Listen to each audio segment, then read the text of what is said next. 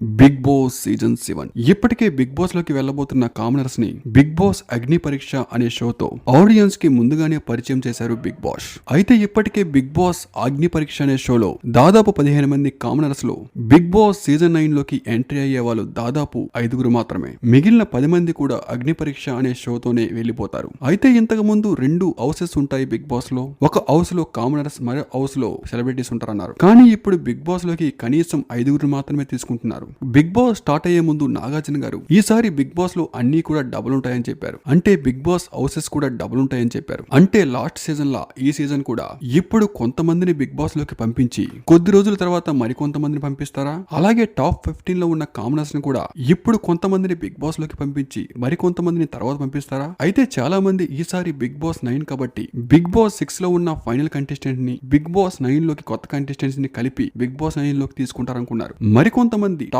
15 లో ఉన్న కామనర్స్ ని ఆ 15 నెంబర్స్ ని కూడా బిగ్ బాస్ లోకి తీసుకుంటారనుకున్నారు. కానీ అందులో కేవలం 5 మాత్రమే బిగ్ బాస్ లోకి తీసుకుంటున్నారు. ఇప్పుడు గ్రాండ్ లాంచ్ లో కొంతమందిని తీసుకొని తర్వాత ఒక 3 వీక్స్ తర్వాత మళ్ళీ గ్రాండ్ లాంచ్ 2.0 అని అంటే లాస్ట్ సీజన్ మళ్ళీ రిపీట్ అవుతుంది. అప్పుడు కూడా బిగ్ బాస్ లోకి కామనర్స్ నుంచి ఒక 2 నుంచి 3 పంపిస్తూ ఉంటారు. ఇప్పటికే బిగ్ బాస్ లోకి తనుజ, సుమంత్ శెట్టి, ఇమాన్యుల్, శ్రేష్ఠ వర్మ కొరియోగ్రాఫర్ కూడా బిగ్ బాస్ లోకి ఎంట్రీ ఇచ్చేశారు.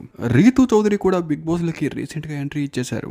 సోషల్ మీడియాలో రాను బొంబాయికి రాను అనే సాంగ్ తో ఎంతగానో ఫేమస్ అయిన రాము రాథోడ్ కూడా బిగ్ బాస్ లోకి ఎంట్రీ ఇచ్చారు. డాన్సర్ కేటగిరీ నుంచి బర్నీ గారు కూడా ఎంట్రీ అయ్యారు. ఆశా సైని కూడా బిగ్ బాస్ లోకి ఎంట్రీ ఇచ్చారు. ఈ రోజు ఎపిసోడ్ లో దాదాపు 9 మంది సెలబ్రిటీలు, 5 మంది కామనర్స్ బిగ్ బాస్ లోకి ఎంట్రీ ఇచ్చారు. మరి బిగ్ బాస్ సీజన్ 9 పై మీ ఒపీనియన్ ని కామెంట్ రూపంలో తెలపండి. Thank you for